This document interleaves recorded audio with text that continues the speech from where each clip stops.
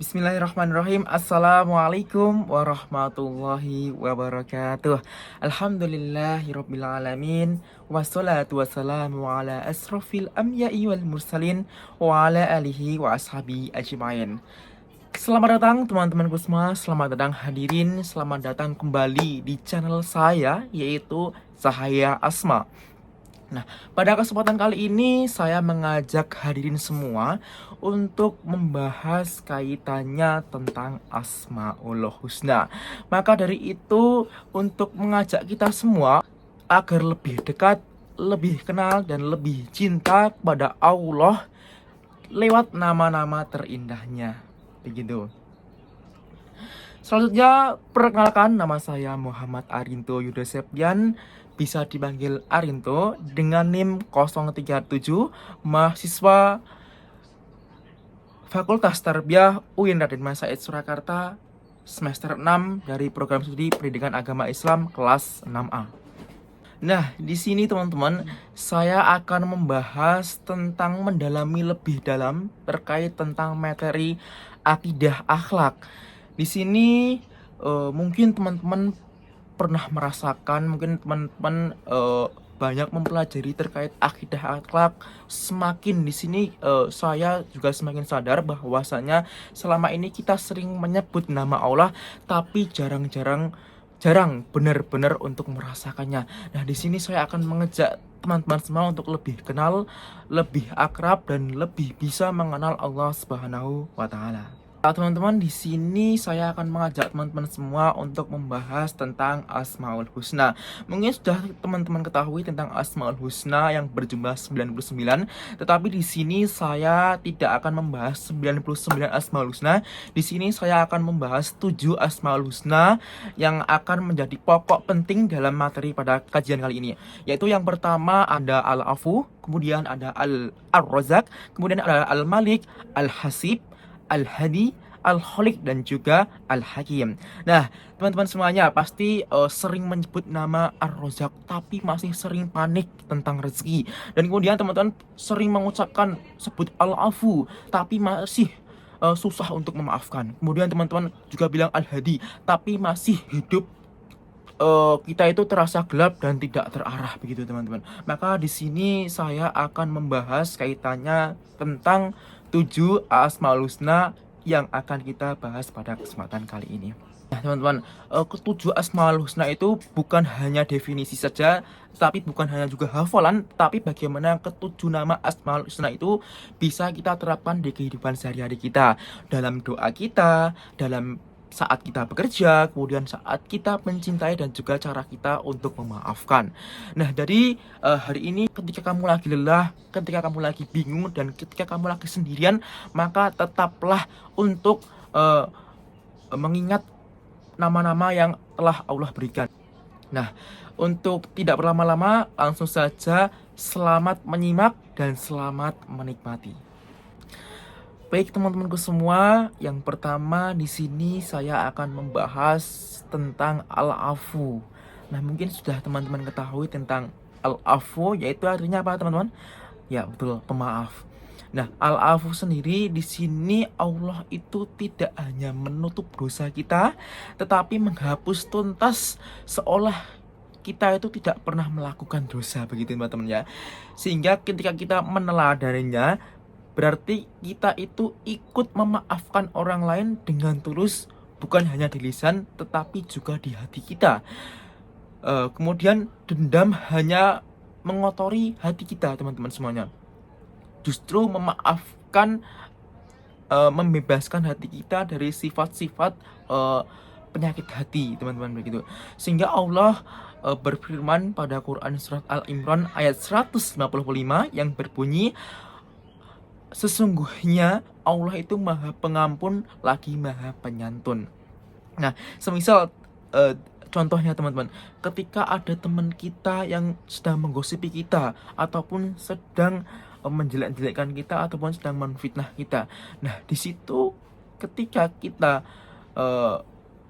tergerak hatinya untuk memaafkan, maka itu level tertinggi dari memaafkan, teman-teman. Jadi ketika teman-teman, jadi level tertinggi dari memaafkan yaitu ketika seseorang itu berbuat salah kepada kita, tetapi seseorang itu belum meminta maaf kepada kita, kemudian kita sudah memaafkannya, maka di situ adalah ketika kita itu memaafkannya, di situ adalah level tertinggi dalam memaafkan, dalam memaafkan seseorang, karena dia itu belum minta maaf tapi kita sudah memaafkan.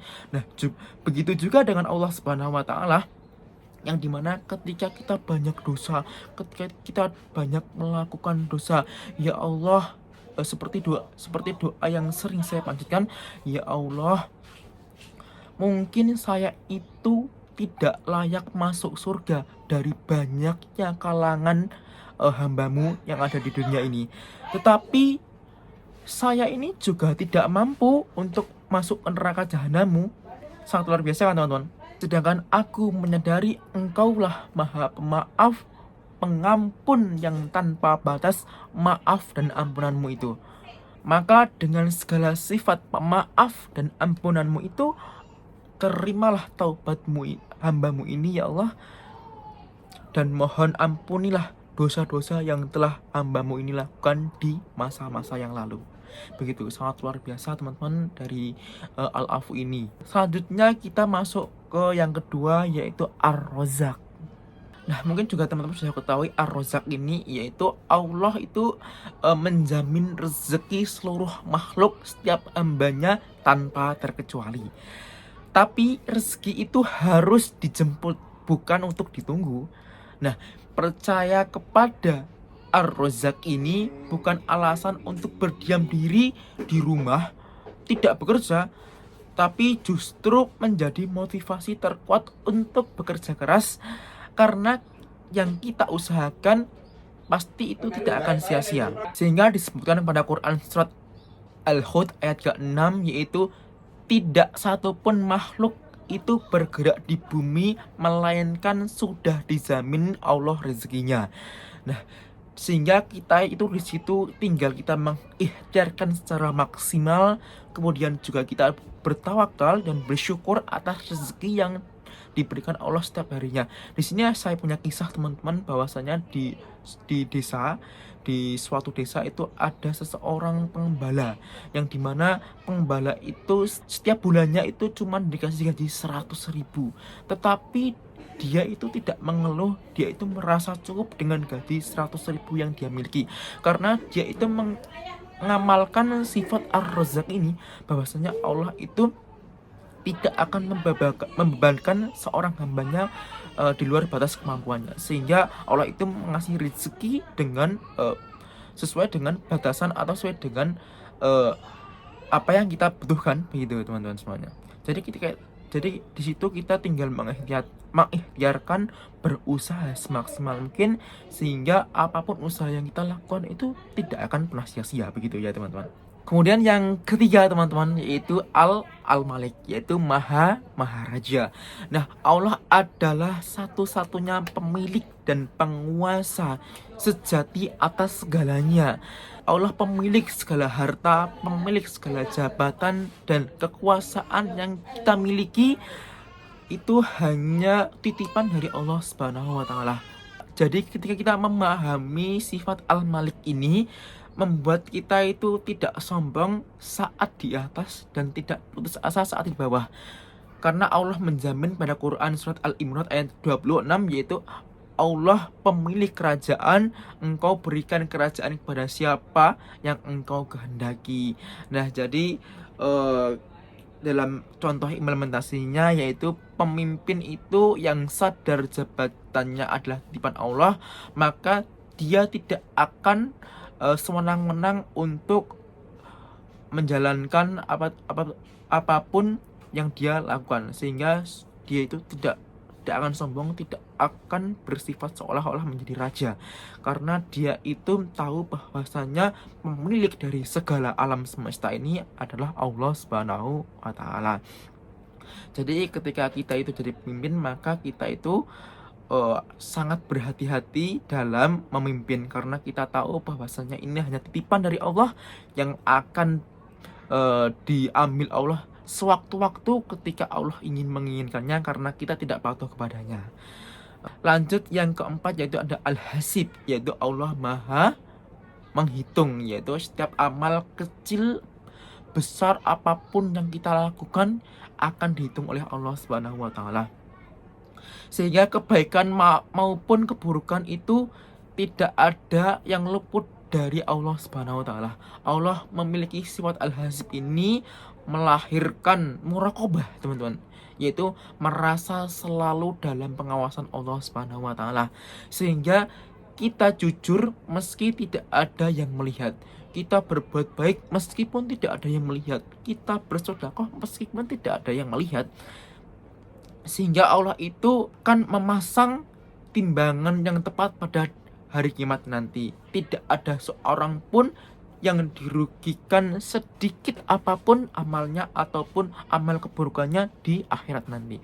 Sehingga dalam penerapannya yaitu muhasabahlah kalian ketika yang paling baik itu ketika kalian habis sholat ataupun sebelum tidur, teman-teman.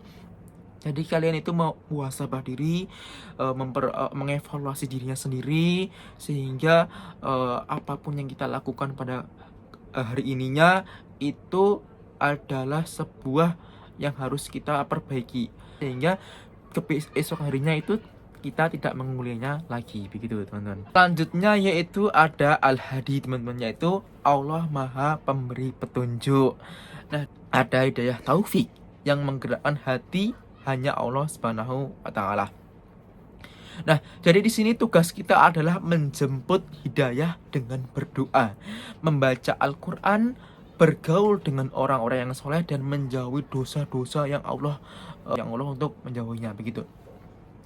Sehingga sesungguhnya Allah itu tidak dapat memberikan petunjuk kepada orang yang kamu kasihi, tetapi Allah memberi petunjuk kepada siapa yang Dia kehendaki, begitu teman-teman. Sehingga bersungguh-sungguhlah untuk mencari petunjuk Allah Subhanahu wa taala untuk kita nantinya tidak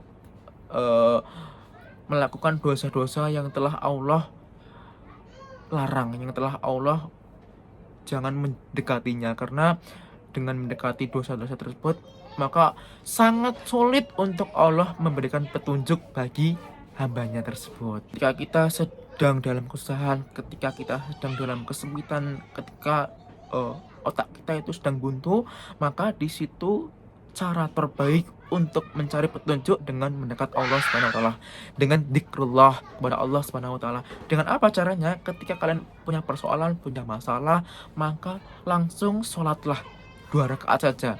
Apapun itu, sholat wudhu, sholat hajat ataupun sholat yang lainnya, disarankan untuk sholat terlebih dahulu sebelum pulang ke rumah. Jadi ketika kalian itu pulang ke rumah itu hatinya sudah tenang, walaupun solusi belum dapat, tapi hatinya sudah tenang terlebih dahulu. Itu sangat enak, teman-teman. Selanjutnya yaitu ada Asmaul Husna Al-Khaliq, yaitu Allah Maha Pencipta. Nah, di sini Allah menciptakan segalanya dari ketiadaan menjadi ada. Manusia hanya bisa membuat dari bahan yang sudah ada, tetapi Allah itu menciptakan yang sebelumnya tidak ada sama sekali.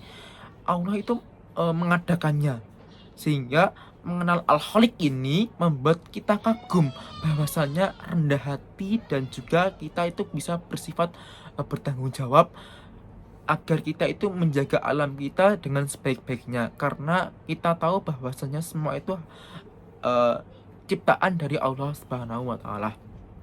Nah, itulah Allah Tuhanmu, tidak ada Tuhan selain Dia. Dia adalah pencipta segala sesuatu. Quran surat Al-An'am ayat 102. Nah, bagi teman-teman, untuk contoh implementasi dari Al-Khaliq itu sendiri, bahwasanya ketika seseorang itu, ketika kita melihat sesuatu hal yang sangat luar biasa, yang sangat membuat kita takjub ataupun kagum, di situ kita diwajibkan mengucap Masya Allah ataupun Subhanallah. Jadi ketika kita konteks Masya Allah ini dan Subhanallah seringkali banyak salah diartikan, sehingga ketika kita melihat gunung, ketika kita melihat pemandangan yang sangat luar biasa, maka kita diwajibkan untuk membaca Masya Allah. Sedangkan subhanallah itu sendiri bisa kita katakan ketika ada seseorang ataupun anak kecil yaitu melakukan kenakalan ataupun melakukan uh, kejelekan, maka kita itu mengucap subhanallah, begitu teman-teman ya. Selanjutnya kita akan membahas tentang Asmaul Husna Al-Hakim, yaitu Allah Maha Bijaksana. Nah, setiap ketetapan Allah, sekecil apapun itu, sepahit apapun, mengandung hikmah yang sangat sempurna. Kita itu mungkin belum selalu bisa memahaminya, tapi kita bisa mempercayainya.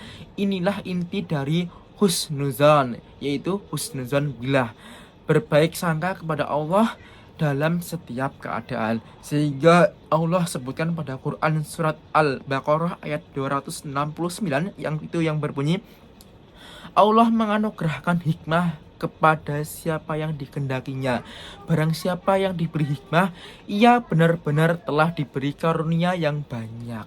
Sehingga Allah itu memberikan hikmah ataupun sesuatu ketika kita itu sedang mengalami kesulitan ataupun kita itu dalam keadaan sempit ataupun belum lapang dada. Sehingga pada saat contohnya ketika kita tidak diterima di universitas yang kita impikan, yang kita pilih, tetaplah percaya dengan Al-Hakim, teman-teman. Karena Allah itu sudah menyiapkan jalan yang lebih baik daripada apa yang kita rencanakan. Jadi apapun yang kita lakukan, usaha apapun yang kita lakukan, yang sudah kita rencanakan, tetapi itu belum tentu baik dan belum tentu Allah itu izinkan. Karena sesuatu yang sudah kita rencanakan, yang sudah kita pilih itu belum tentu baik di mata Allah. Tetapi ketika itu pilihan Allah, kita itu dipilihkan oleh Allah, kita itu ditolak di Universitas A, kemudian diterima di Universitas B, maka Universitas B itulah yang menjadi tolak ukur kita belajar ilmu di sana. Sehingga Allah itu menyiapkan ilmu yang sangat luar biasa di Universitas B tersebut. Begitu teman-teman. Selanjutnya yaitu kita analisis bagaimana keterkaitan antara Ar-Razzaq dan juga Al-Hadi ini sendiri.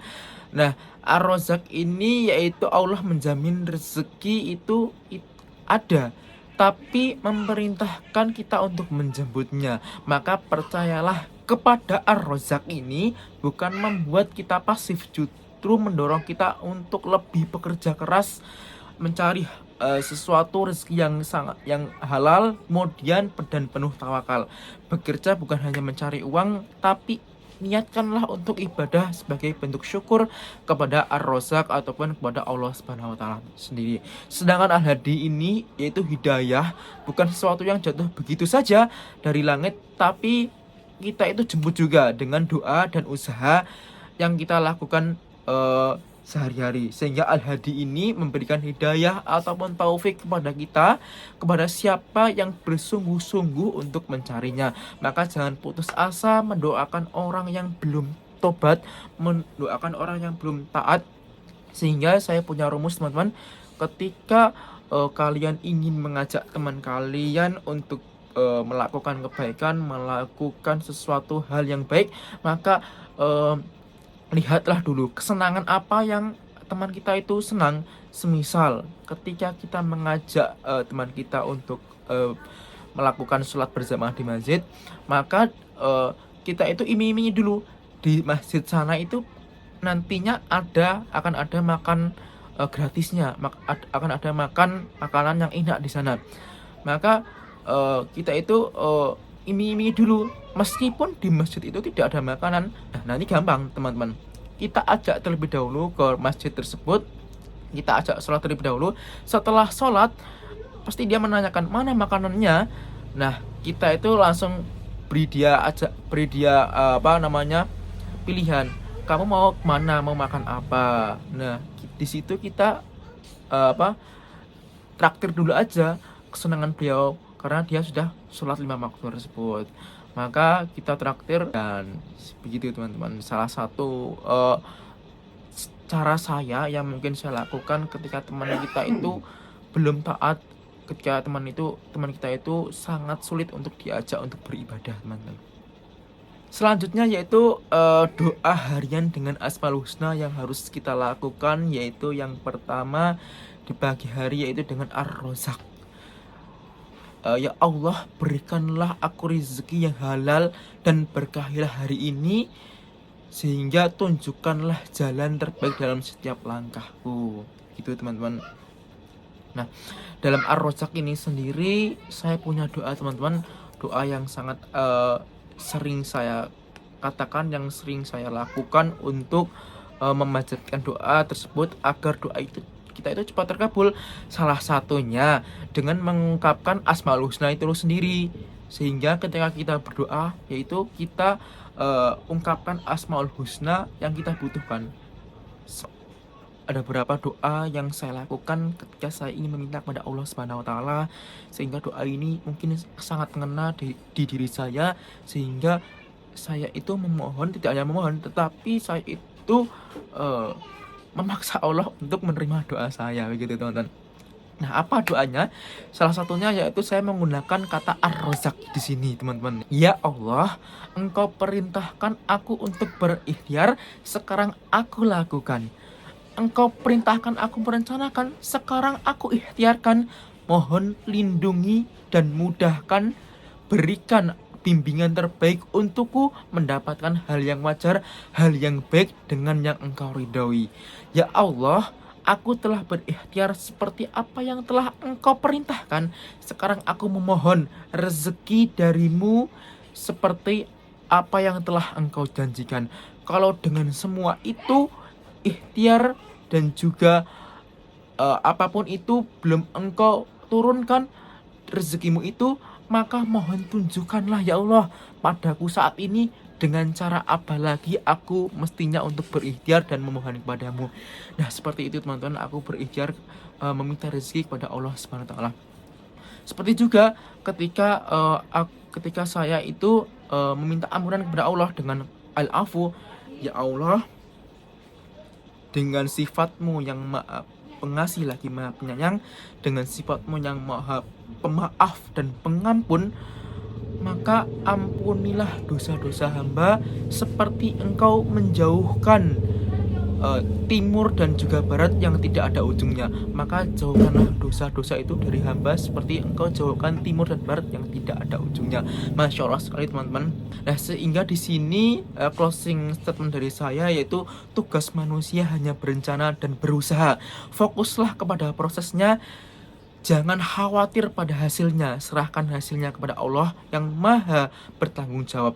Jangan kamu terus merasa gelisah atas hasil yang nantinya akan terjadi. Ingatlah setiap hari adalah peluang untuk menjadi versi terbaik bagi kita sendiri.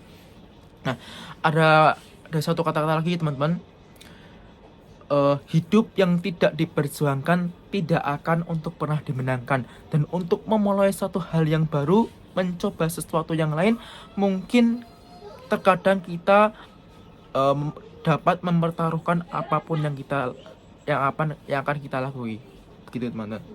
Dan terakhir teman-teman, berhati-hatilah hidup agar matimu baik-baik saja, dan jangan pernah mengejar sesuatu hal dengan mati-matian terhadap sesuatu hal yang tidak dibawa mati, dan bahwasanya dunia ini tempat meninggal bukan tempat tinggal. Nah, mungkin itu saja materi yang dapat saya sampaikan.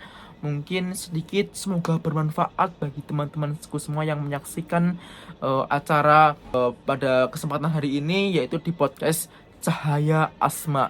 Mungkin itu saja yang dapat saya sampaikan. Apabila ada kurang lebihnya, saya memohon maaf yang sebesar-besarnya. Semoga bermanfaat, semoga dapat diambil hikmahnya dari apapun yang saya bicarakan, tidak sia-sia dan ada hikmahnya, begitu ya. Mungkin itu saja dari saya. Syukran katsiran. Wallahul muwaffiq ila aqwamit thoriq. Assalamualaikum warahmatullahi wabarakatuh.